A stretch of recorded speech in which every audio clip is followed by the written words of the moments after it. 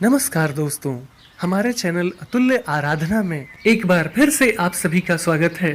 यूं तो हर बार हमारी यही कोशिश होती है कि हम एक से बढ़कर एक ज्ञानवर्धक वीडियो लेकर नियमित रूप से आपकी सेवा में उपस्थित होते रहें, क्योंकि हमारा मानना है कि ज्ञान वो दिव्य आंख है जो विषम परिस्थितियों में भी हमारा मार्गदर्शन करता है तथा हमारे सभी संशयों का नाश कर हमें सदैव आगे बढ़ने के लिए प्रेरित करता है।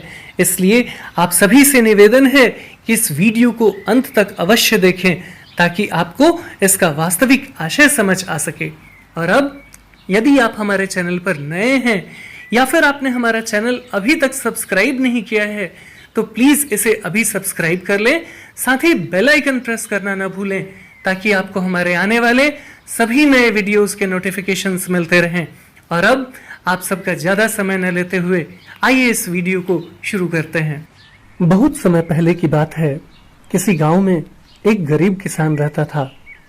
वह अपने खेत में बहुत मेहनत और लगन से काम करता था ताकि पैदावार अच्छी हो और उसकी स्थिति सुधर सके, परंतु कुदरत को कुछ और ही मंजूर था।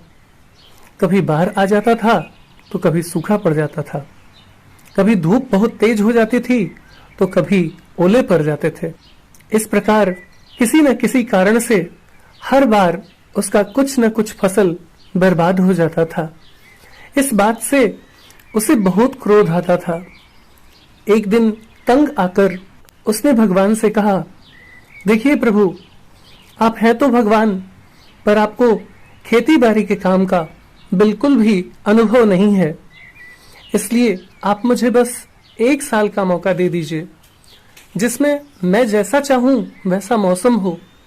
फिर आप देख लेना कि कैसे मैं अन्न के भंडार लगा देता हूं।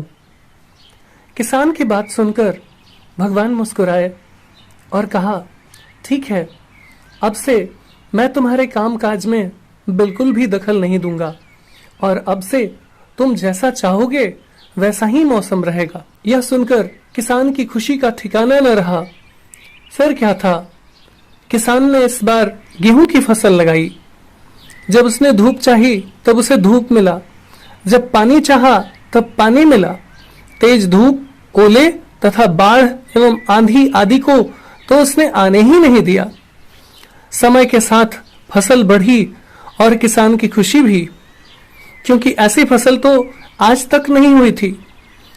किसान ने मन ही मन सोचा कि अब पता चलेगा भगवान को कि खेती कैसे करते हैं। बेकार ही हम किसानों को इतने सालों से परेशान करते रहे। इस प्रकार धीरे धीरे समय बीतता गया और एक दिन फसल काटने का समय भी आ गया। किसान बड़े गर्व से अपने खेत में फसल काटने गया, पर जैसे ही उसने फसल की कटाई शुरू की, एकदम से छाती पर हाथ रखकर बैठ गया, क्योंकि गेहूं की एक भी बाली के अंदर गेहूं नहीं था। सारी की सारी बालियां अंदर से खाली थीं। यह देखकर किसान बहुत दुखी हुआ तथा रोते हुए उसने भगवान से कहा, हे प्रभु, यह क्या हो गया? उसकी बात सुनकर भगवान बोले, यह तो होना ही था। तुमने अपने पौधों को जरा सा भी संघर्ष करने का मौका नहीं दिया। न तो तुमने उन्हें तेज धूप में तपने दिया और न ही आंधी एवं ओलों से जूझने दिया। तुमने उन्हें किसी भी प्रकार की चुनौती का एहसास नहीं होने दिया और यही कारण है कि तुम्हारे सारे पौधे खोखले ही रह गए। जब आंधी आती है, तेज बारिश होती है, ओले गिरते हैं, तब पौधा अपने बल से ही खड़ा रहता है तथा अपने अस्तित्व की रक्षा के लिए संघर्ष करता है और इस संघर्ष से जो आत्मबल पैदा होता है वही उसे जीने की शक्ति प्रदान करता है, आगे बढ़ने के लिए प्रेरित करता है तथा उसकी जीवटता को उभारता है। सोने को भी कुंदन बनने के लिए आग में तपना पड़ता है, हथौड़े से पिटना पड़ता है तथा भट्टी में गलना पड़ता है।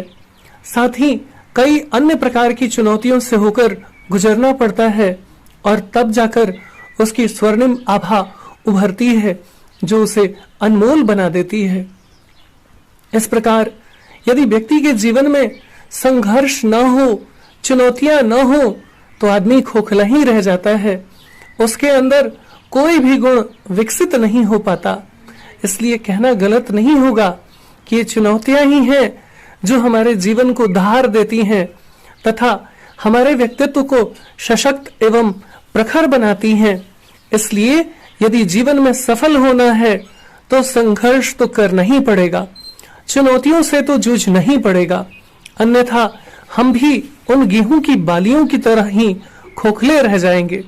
इसलिए परिस्थितियां चाहे जैसी भी हों पर हौसला बनाए रखें, अर्थात धैर्य से काम लें तथा हर हाल में पॉजिटिव बने रहने की कोशिश करें एवं अपने अस्तित्व के रक्षा के लिए निरंतर संघर्ष करते रहें, क्योंकि परिस्थितियां आपको तोड़ने के लिए नहीं आती हैं, बल्कि ये तो आपको निखारने के लिए आती हैं ताकि आप हर हाल में जीना सीख लें। और वैसे भी दिन चाहे अच्छे हों या बुरे, पर ये एक समान नहीं रहते, बल्कि धूप और छांव की तरह हमेशा आते जाते रहते हैं। और जिस प्रकार अच्छे दिन नहीं रहे, उसी प्रकार बुरे दिन भी नहीं रहेंगे। आवश्यकता सिर्फ इस बात की है कि आप अपने उद्देश्य में सफल होने तक हौसला बनाए रखें। और अब इस वीडियो में इतना ही। यदि आपको हमारा वीडियो अच्छा लगा हो तो प्लीज इसे लाइक करें और ज्यादा से ज्यादा शेयर करें, ताकि हमारा मनोबल यूं ही बना रहे और हम एक से बढ़कर एक ज्ञानवर्धक वीडियो लेकर नियमित रूप से आपकी सेवा में उपस्थित होते रहें।